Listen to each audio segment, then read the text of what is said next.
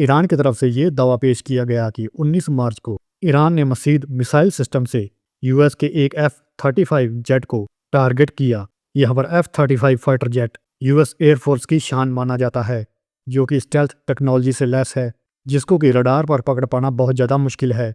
ये 5वीं पीढ़ी का लड़ाकू विमान अपने साथ कई अत्याधुनिक हथियारों को ले जा सकता है। वहीं ईरान का कहना है कि उन्होंने अपने मसीद मिसाइल सिस्टम से इस फाइटर जेट को टारगेट करने के लिए किसी रडार गाइडेंस की बजाय इस फाइटर जेट से निकलने वाली हीट को कैप्चर करने के लिए एडवांस इंफ्रारेड टेक्नोलॉजी का यूज़ किया है। और ईरान का यहाँ पर यह मानना है कि उन्होंने अपने इसी मिसाइल सिस्टम से यूएस के F-35 को अपना टारगेट बनाया। वहीं यूएस की तरफ से अभी तक इसके ऊपर कोई भी प्रतिक्रिया नहीं आई और शायद आएगी भी नहीं, क्योंकि यूएस नहीं चाहेगा कि उनका इतना एडवांस एयरक्राफ्ट पूरी दुनिया में ह्यूमिलेट हो।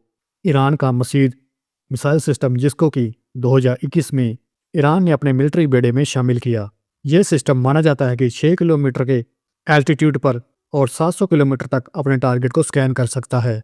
इसमें अपने टारगेट को स्कैन करने के लिए रडार गाइडेंस की बजाय इंफ्रारेड का यूज़ होता है। इसके साथ ही साथ ईरान का यह भी दावा है कि उन्होंने एक इजरायली F-16 को भी ईरान में अपना निशाना बनाया। वहीं इजराइल ईरान के इस दावे को खारिज करते हुए ये कह रहा है कि उनके जेट को कोई नुकसान नहीं हुआ और वो ईरान में अपने मिशन को पूरा करके वापस अपने बेस लौटा। ईरान ने यहाँ यह भी दावा पेश किया कि 22 मार्च को उन्होंने हार्मुज आइलैंड के पास एक F-15 एयरक्राफ्ट को अपना निशाना बनाया। इस जेट को निशाना बनाने के लिए ईरान ने ग्राउंड टू एयर मिसाइल का यूज़ किया। इसके ऊपर भी इजराइल और यूएस की तरफ से कोई प्रतिक्रिया नहीं आई है। रिपोर्ट्स की माने तो यहाँ ईरान युद्ध में अब तक यूएस के 16 एयरक्राफ्ट को नुकसान पहुंचा है। 1 मार्च को यहाँ 3 F-15 ईगल कुवैत में एक फ्रेंडली फायर का शिकार बने।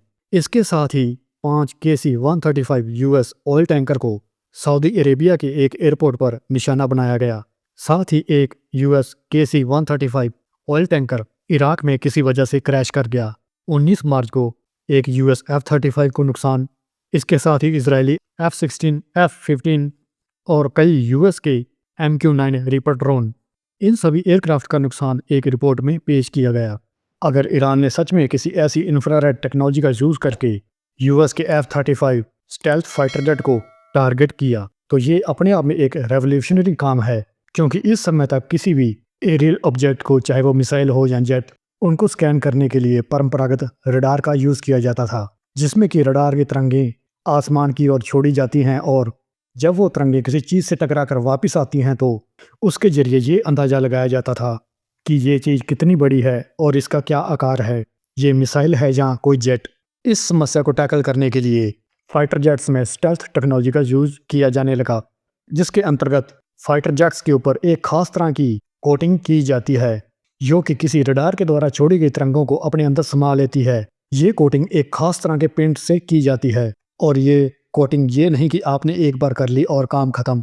किसी फाइटर जेट को स्टेल्थ रखने के लिए ये कोटिंग समय समय पर दोहरानी पड़ती है, जिसमें कि फाइटर जेट का रख रखाव और भी ज़्यादा महंगा पड़ता है। और अपनी इसी कोटिंग के लिए यूएस को पूरी दुनिया में स्टेल्थ टेक्नोलॉजी में महारत हासिल है।